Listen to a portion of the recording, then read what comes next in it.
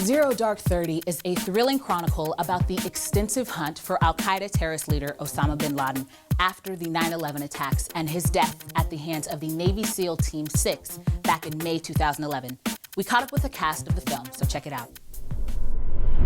But no, let me just say congratulations. I loved every single second frame of this movie. I mean, I know a lot because, number one, I work in a newsroom. Number two, I'm just a news junkie. So I knew a lot about what was going on. Then I watched this movie and I didn't know anything. Yeah. It's amazing. They really movie. raised the curtain on, and they take you behind the scenes, and you really feel like you're experiencing it, don't you? It's almost breathtaking. And I think it's one of those situations where I don't think a lot of people really don't want to know what goes on to make our lives safe.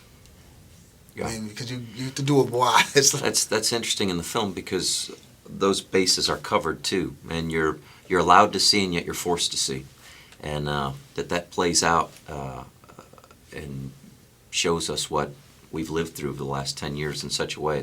It's pretty powerful. And what people have been doing on our behalf, whether we agree with everything or not, we have been allowing it to happen, and we have been reaping the benefits by our safety. What was it like working on a project like this? I mean, you're working with a gifted director because Catherine Bigelow, for my money, does action like none other. Just the way she sets it up, and I mean, it's like, wow, this is unbelievable. But what's that experience like? Because, you're doing your craft as actors, but it's something that hits so close to so many people.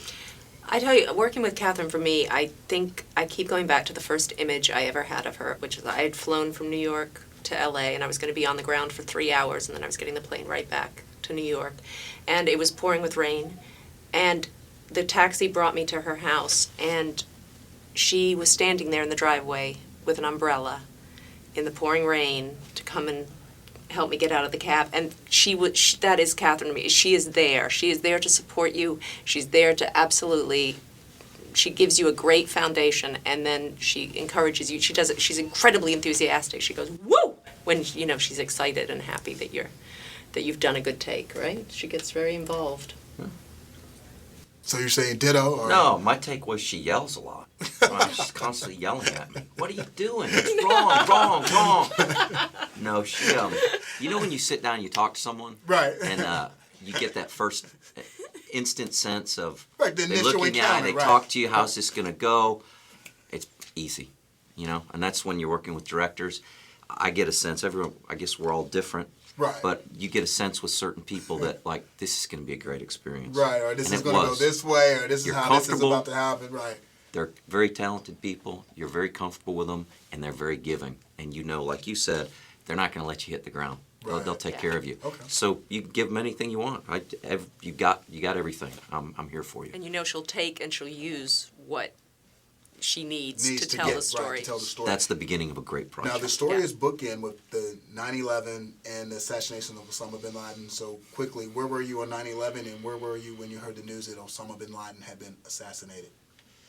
I was in London. I was due to fly back to New York on September 12th, 2001. And when 9/11, on 9/11, and when I heard that Osama bin Laden, I was in my parents' apartment here in Manhattan when it was announced. I think I was on Twitter when it was announced that there was going to be an announcement, and then news kind of broke out on Twitter, as it often does before. I was in Chicago. I didn't see any. I heard it on the radio in the morning when I woke up, just driving to work, so I didn't see any visual images until I'd gotten there hour and a half later. I think it was like maybe 20 minutes after when we had the silent prayer. I was right in front of the Sears Tower at that point. And then bin Laden, when they got him, I was at home, and I'd come home. My wife got another new dog. She's a hoarder of dogs. And so that day, we also found out they'd captured bin Laden. And so I waited because I wanted to find out the mission name. And I think it was 3 days later, so hence that dog's name is Geronimo. That's my tribute to catching Osama bin Laden.